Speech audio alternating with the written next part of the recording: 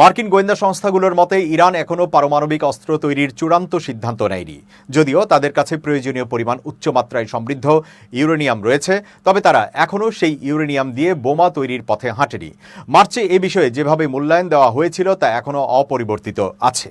তবে যুক্তরাষ্ট্রের কিছু গোয়েন্দা কর্মকর্তার আশঙ্কা, যদি যুক্তরাষ্ট্র ইরানের মূল ইউরেনিয়াম সমৃদ্ধকরণ কেন্দ্র ফোর্দোতে হামলা চালায় কিংবা ইসরায়েল ইরানের সর্বোচ্চ নেতা আয়াতুল্লাহ খামেনিকে হত্যা করে, তাহলে ইরান হয়তো বোমা তৈরির সিদ্ধান্ত নিতে পারে।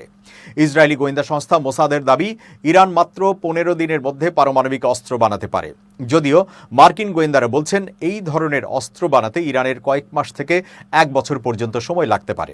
তবে এটি নির্ভর করছে তারা ঠিক কী ধরনের অস্ত্র বানাতে চায় তার উপর। যদি ইরান একটি ক্রুড বা প্রাথমিক পর্যায়ের বড় আকারের বোমা বানাতে চায় যা ক্ষেপণাস্ত্রে বহনযোগ্য নয়, তবে সে সময় আরও কম হতে পারে। হোয়াইট হাউসের মুখপাত্র কারোলিন লেভিট সংবাদ সম্মেলনে বলেন, ইরান এখন সব উপাদান জোগাড় করে ফেলেছে, এখন শুধু তাদের সর্বোচ্চ নেতার চূড়ান্ত সিদ্ধান্ত নিলেই কয়েক সপ্তাহের মধ্যে অস্ত্র তৈরি সম্ভব। এই মন্তব্যগুলো ইসরায়েলের হিসাবের সঙ্গে মিলে গেলেও যুক্তরাষ্ট্র এখনও সে অবস্থানেই আছে যেখানে বলা হচ্ছে ইরান এখনও বোমা বানানো শুরু করেনি। এদিকে ইসরায়েলি প্রধানমন্ত্রী নেতানিয়াহু একাধিকবার বলেছেন, ইরান পারমাণবিক বোমার খুব কাছাকাছি চলে এসেছে এবং সময় মতো ব্যবস্থা না নিলে এটি তাদের অস্তিত্বের জন্য হুমকি হয়ে দাঁড়াবে। তিনি ইঙ্গিত দিয়েছেন, প্রয়োজনে ইসরায়েল একাই পদক্ষেপ নিতে পারে।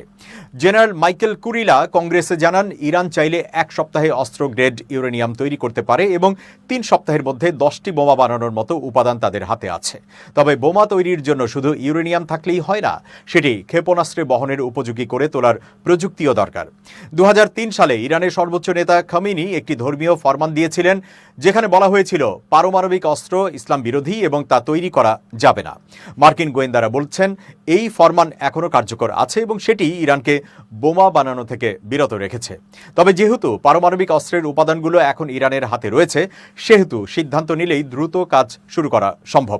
পরিস্থিতি যে কোনো সময় বদলে যেতে পারে, বিশেষ করে যদি ইসরায়েল ও যুক্তরাষ্ট্রের চাপ বাড়ে বা যুদ্ধ শুরু হয়।